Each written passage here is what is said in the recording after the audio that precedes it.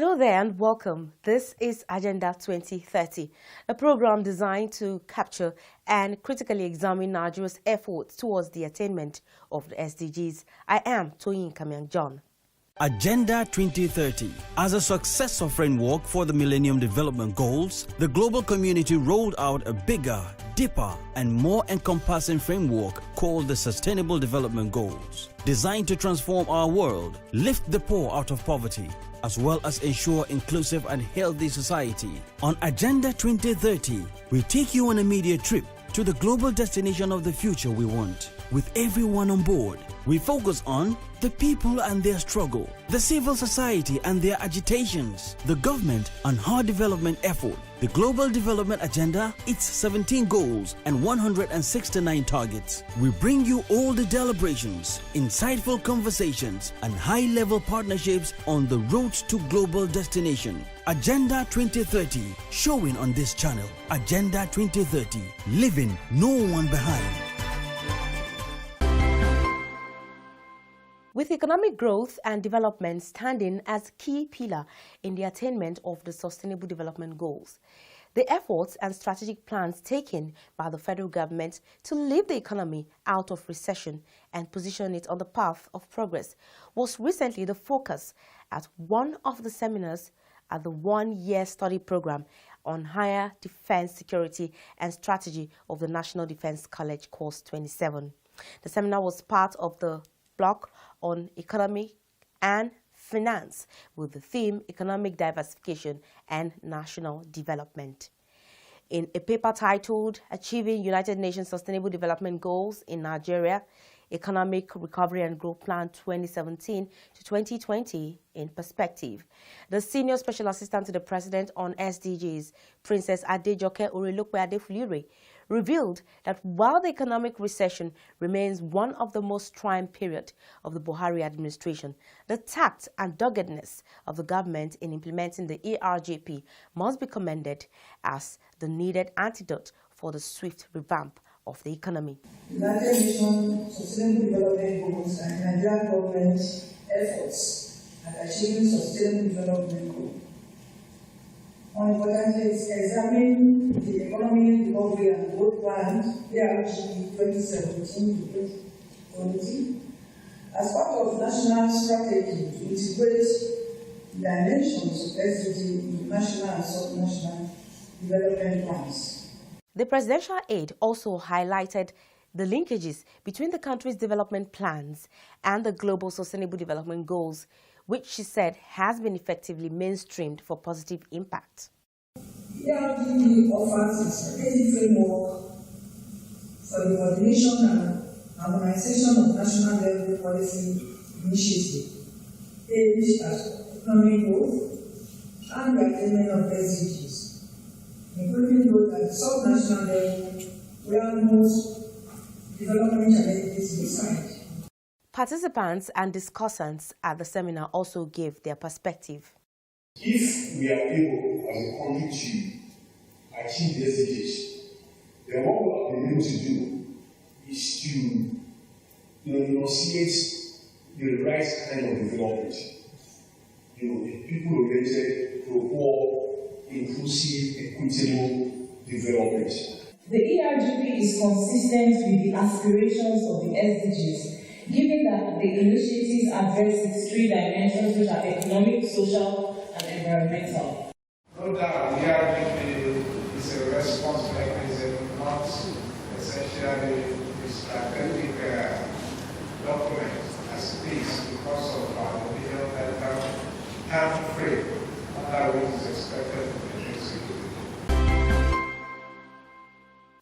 President Muhammadu Buhari's administration believes in the inalienable rights of journalists as a fourth estate of the realm and recognizes the right of all journalists to receive, hold, and disseminate information.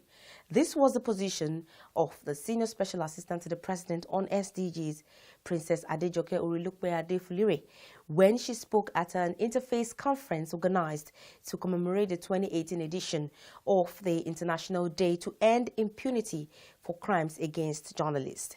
The presidential advisor, who also revealed that the government recognizes the role of journalists in building of a just and egalitarian society.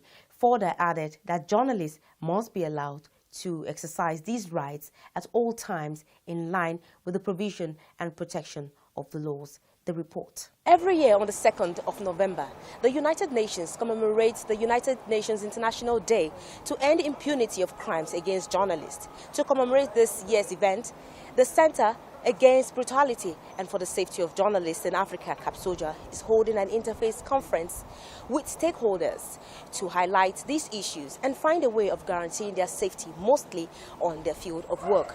This conference is also timely as the general elections in Nigeria draws closer and the safety of journalists during the period is essential.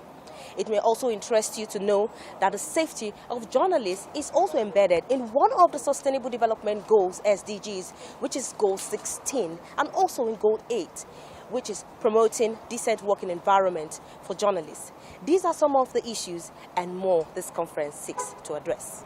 The International Day to End Impunity for Crimes Against Journalists is a global call for action in line with the United Nations Plan of Action on the safety of journalists and the issue of impunity. Member states are expected to work with the partners towards a free and safe environment for journalists and media workers in both conflict and non-conflict situations, with a view to strengthening peace, democracy, and development worldwide. This position is further strengthened by the targets of SDGs Goal 16, which aims to promote peaceful and inclusive societies for sustainable development, provide access to justice for all, and build effective, accountable, and inclusive institutions at all levels.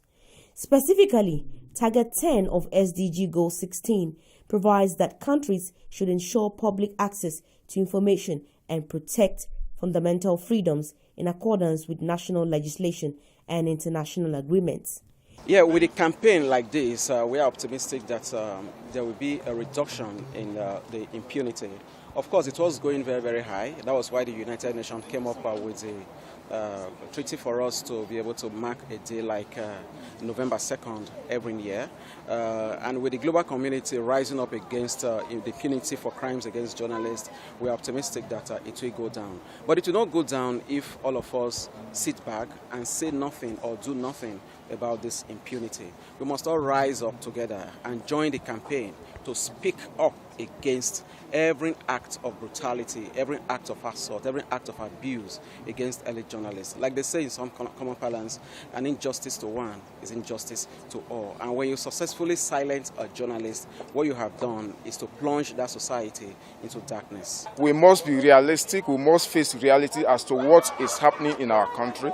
We must identify the flashpoints, that is the red zones, where violence is likely to occur, and journalists who report, who are sent to those zones, must be trained very well on how to take safety measures and ensure their own safety. Speaking at the event, the Senior Special Assistant to the President on SDGs, Princess Adejoke Orelokwe Adefulure, expressed the commitment of the government to continue to protect journalists against abuses and intimidations. Princess Orelokwe Adefulure, who described the media as a penetrative light and one of the key pillars upon which open governance is built, maintained that the need to enthrone a strong partnership with the media cannot be overemphasized in the quest by the Buhari administration to rid the country of systematic corruption, as well as enthrone open, accountable, and transparent governance. Target 10 of SDG Goal 16 provides that countries should ensure public access to information and to protect fundamental freedoms in accordance with national legislation and international agreements. Our President Muhammadu Buhari administration believes in the inalienable right of journalists as the fourth estate of the realm. The 1999 Constitution also recognizes the rights of all journalists to receive, to hold, to disseminate information, and they must be allowed to exercise this right at all times in line with the provision and protection of the laws. In a keynote address titled Safety of Journalists in Election Coverage, Issues, Challenges and Perspectives, The former Inspector General of Police, Dr. Solomon Arase, advised journalists to imbibe safety tips in their coverage of the 2019 general elections. He said most times journalists are in a hurry to report stories at the expense of thorough investigations and fact checks. This, he said, usually attracts attention and attacks on them.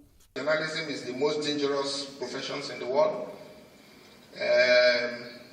When you go to the war front, you cover communal and religious crises, political campaigns or electoral process, journalists exposed to politicians and their talks.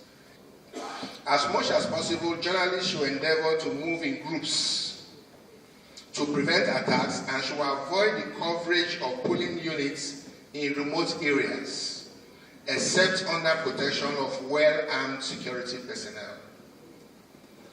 Where possible, media organizations should take out special insurance cover. It is very, very important that you take out insurance cover for journalists on election duty to indemnify them for their dependence from losses and injuries they may suffer during attacks or in case of deaths.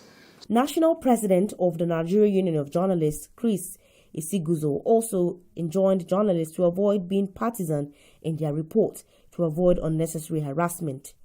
Journalism should be practiced with responsibility. Hence, we should be mindful of the ethics of our profession at all times, as this has the capacity to minimize friction and attacks on journalists in coverage of conflict and non-conflict situations, especially elections. The Minister of Information, Culture and National Orientation, Lai Mohammed, who was represented by the Managing Director of the News Agency of Nigeria, NAN, Bayo Onanuga, also echoed the commitment of the government to ensure the protection of journalists and indeed all Nigerians at all times. Let us stick to the rules of our profession. Going forward, let's write the truth, but that's what you set us free. That is what we are going to use as evidence in the court that what I've written is the truth. I'm not going to withdraw it. But if you don't write the truth, if you just engage in all this fake news industry, it will not be to the interest of our profession. Other participants at the event also gave their perspective. According to the 2017-2018 edition of UNESCO World Trends in Freedom of Expression and Media Development Report, attack against and harassment of women journalists, particularly online platforms, have increased. We must urgently address the specific threats which face women journalists and which ultimately extend to the journalistic profession as a whole. Nigerian presence pays enormous price to unite Nigeria, to make Nigeria livable, to keep Nigeria together, even to free Nigeria right from the colonial days. That is our tradition. That is our what we have been doing. And I think that the present generation of journalists should go back to the newsroom, dust off the ethics of our profession, and defend Nigeria. Journalist is the profession of the risk takers. And I want you to look at it as such. I need to let you know that the attack continues. We only continue saying this to ameliorate it to an extent, but the attack continues. There is no way we can abate it completely. Nigeria will continue to support the United Nations in all its efforts, including the attainment of the 2030 Agenda for Sustainable Development. I thank you.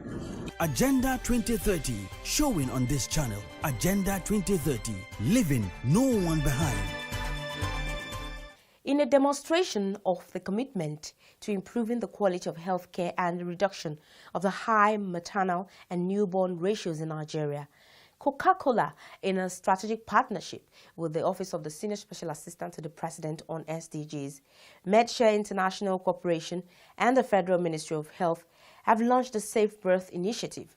The official launch in Abuja was marked with the inauguration of the first set of life-saving medical equipment, which was officially handed over to the National Hospital in Abuja. We have the report. The official launch of the Safe Birth Initiative, SBI, a Coca-Cola partnership with the Federal Ministry of Health, the Office of the Senior Special Assistant to the President on Sustainable Development Goals, and an NGO, MadeShare International Corporation, was marked with the inauguration of the first set of life-saving medical equipment officially handed over to National Hospital, Abuja. The Safe Birth Initiative is a critical intervention that aims to tackle the high rate of maternal and newborn deaths in Nigeria. The initiative is focused on supporting doctors and nurses to achieve successful birth outcomes by strengthening the capacity of target public hospitals in 3 critical areas.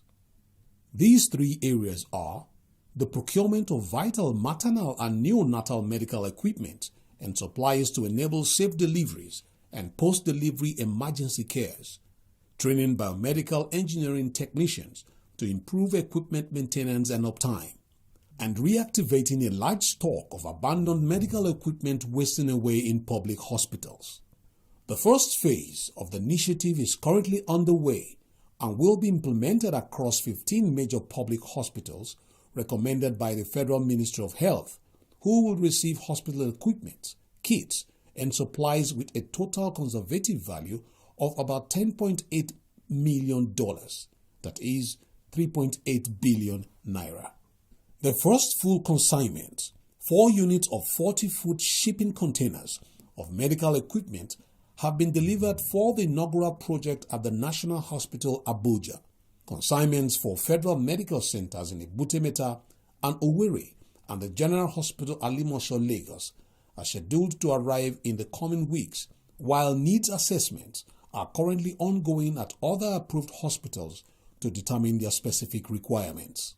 The equipment was formally handed over at a special event at the National Hospital, Abuja. The business unit president, Coca-Cola West Africa, Peter Njojo, gave reasons for the intervention. We recognize that there are many factors responsible for the very high maternal and newborn deaths, and this will require different skills and levels of intervention. And we want to support the untiring efforts of our hardworking doctors, midwives, and nurses who battle against great odds in our public hospitals to manage life-threatening complications affecting mothers and newborns. We have therefore structured the Safe Birth Initiative to help address the inadequacy of vital life-saving equipment, kits, and supplies for maternal and newborn care in our public hospitals through the SBI program. According to the National Demographics and Health Survey, NDHS 2013, Nigeria loses as many as 576 women per 100,000 childbirths and 37 newborn deaths per 1,000 live births, placing the country among the worst ratios for both maternal and newborn deaths globally. The Honorable Minister of Health, Professor Isaac Adewale, noted that all hands must be on deck to reverse the trend. We must reduce maternal mortality in Nigeria. And as taught by Professor Ladipo said, our women are not disposable. And I will never forget that, Professor Ladipo. There are not syringes and needles that you use and throw away. And so we said we will do an accelerated reduction of maternal mortality in Nigeria. 6 of our states have the worst maternal mortality rate you can find anywhere. And so we launched a program, and that report was submitted to us, and we are happy today that we are fast-tracking the implementation. So Coca-Cola, we thank you for making our women safe and keeping them alive, and we are putting effect to the statement that they must not die while giving life. Princess Adejoke Orelope Adefulure, Senior Special Assistant to the President on SDGs, who viewed the intervention as one of the gains of the private sector advisory group for SDGs in Nigeria, maintained that no woman should die giving birth and every child should be given the opportunity to live. I wish to thank the leadership of Coca-Cola Nigeria and Coca-Cola International and our very reliable partner, MedShare International, United States, for supporting the effort of government of Nigeria on this very important initiative, the Safe Birth Initiative. What we have done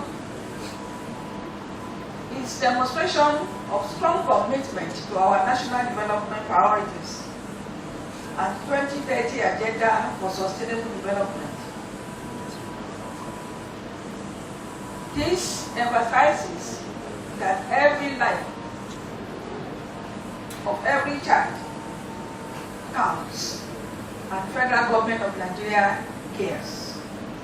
Coca-Cola in Nigeria and Coca-Cola International has been a strong collaborator and has been a wonderful partner in ensuring that every mother and every child stay alive. We believe in partnership because government alone cannot do it. Coca-Cola has demonstrated leadership, has started and has lead, and we continue to lead by example. I also want to say that this is very apt because recently we just heard about the Nigerian Human Index report, which was very appalling for Nigeria, particularly when it comes to issues of mortality and birth. So this initiative will be definitely a bonus. I also want to commend the partnership because the federal government is into PPPs, and this triangle that you have certainly will ensure sustainability as well as build capacity for people. My call is just to encourage that this is reached out, spread to the rural areas where we have a lot of women who do not have access to such facilities.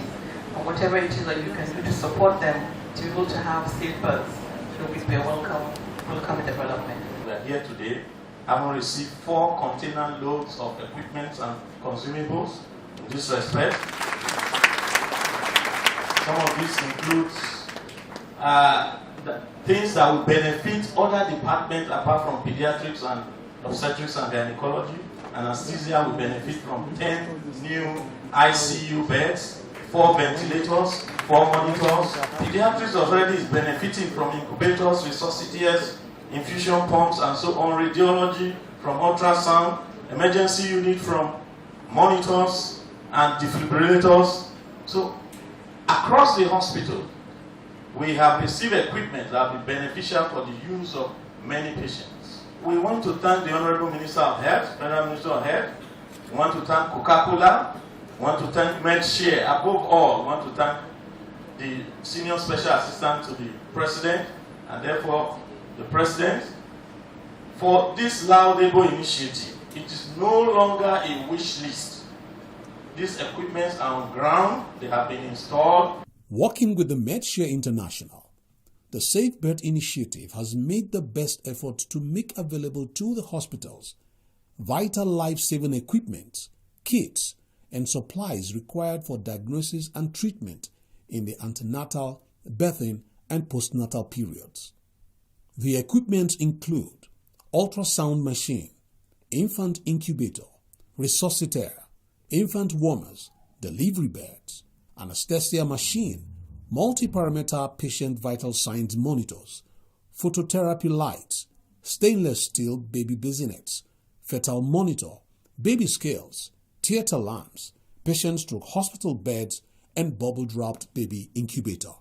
The SDGs targets include reducing the global maternal and mortality ratio to less than 70 per 100,000 live births, end preventable deaths of newborn and children under 5 years old, and ensuring universal access to sexual and reproductive health care services, which includes family planning, information, and education. The Safe Birth Initiative recently celebrated the graduation of 20 biomedical engineering technicians who had undergone an intensive 2-week capacity training focused on improving equipment maintenance and uptime. The technicians came from 10 leading medical institutions across the country, comprising university hospitals, federal medical centers, and general hospitals, and the training was conducted by US-based Engineering World Health, EWH, at the School of Biomedical Engineering, Lagos University Teaching Hospital. Some of the dignitaries in attendance were Professor Isaac Adewale, Honorable Minister of Health, who gave the keynote address, Hajia Aisha Abubakar, Honorable Minister of Women Affairs and Social Development, Princess Adejoke Orilokpe Adefulire, Senior Special Assistant to the President on SDGs, Her Excellency Mrs. Toyin Saraki, Founder and President, the Wellbeing Foundation Africa WBFA, and Dr. Eugene Kongnoi, Country Representative, United Nations Population Fund. As part of the event, dignitaries joined in a facility tour and tape cutting ceremony led by the Honorable Minister of Health. And that's our package for this week. Remember, you can always watch this program and other episodes by subscribing to our YouTube channels on youtube.com/FreshNewsTV and youtube.com/Agenda2030TV.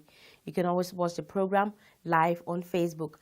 Just log on to www.facebook.com/FreshNewsNG and www.facebook.com/Agenda2030TV. Follow us on all our social media platforms at Agenda2030TV on Facebook, Twitter, and Instagram. Remember to drop your comments and share with your contacts. Do use the hashtag Agenda2030 and Agenda2030TV.